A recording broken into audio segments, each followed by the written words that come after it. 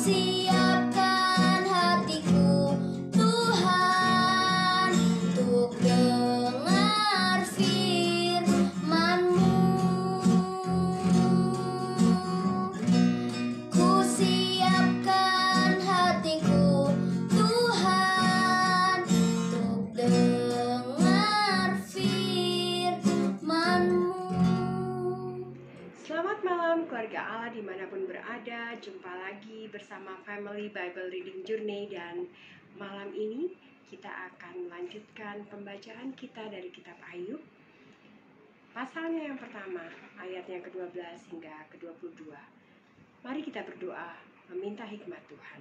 Bapa di surga, puji syukur kami angkat kepadamu Tuhan, karena kasih-Mu yang memampukan kami melewati hari ini, dari pagi, siang, sore hingga malam ini. Dan Bapa, kami hendak membaca sebagian dari firman-Mu. Berbicaralah Tuhan, kami siap mendengar. Dalam nama Yesus Kristus kami berdoa dan mengucap syukur. Amin. Saudaraku, pembacaan kita pada malam ini diambil dari kitab Ayub pasal pertama, ayat ke-12 hingga ke-22. Masih dalam perikop yang sama, yaitu kesalehan Ayub dicoba. Beginilah firman Tuhan. Maka firman Tuhan kepada iblis, "Nah, segala yang dipunyainya adalah dalam kuasamu. Hanya janganlah engkau mengulurkan tanganmu terhadap dirinya." Kemudian pergilah iblis dari hadapan Tuhan. Pada suatu hari ketika anak-anaknya yang lelaki dan yang perempuan makan-makan dan minum anggur di rumah saudara mereka yang sulung, datanglah seorang pesuruh kepada Ayub dan berkata, "Sedang lembu sapi membajak dan keledai-keledai betina makan rumput di sebelahnya, datanglah orang-orang Sheba menyerang dan merampasnya serta memukul penjaganya dengan mata pedang.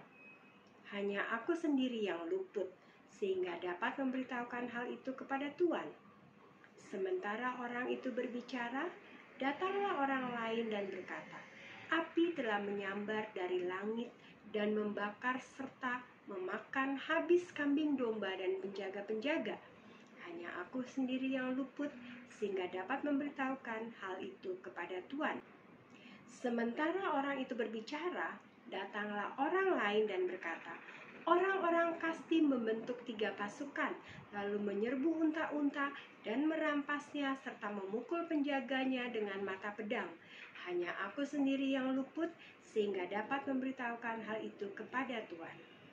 Sementara orang itu berbicara, datanglah orang lain dan berkata, "Anak-anak Tuan yang lelaki dan yang perempuan sedang makan-makan dan minum anggur di rumah saudara mereka yang sulung." Maka tiba-tiba angin ribut bertiup dari seberang padang gurun. Rumah itu dilandanya pada 4 penjurunya dan roboh menimpa orang-orang muda itu sehingga mereka mati. Hanya aku sendiri yang luput, sehingga dapat memberitahukan hal itu kepada Tuan. Maka berdirilah Ayub, lalu ia mengoyak jubahnya dan mencukur kepalanya. Kemudian sujudlah ia dan menyembah.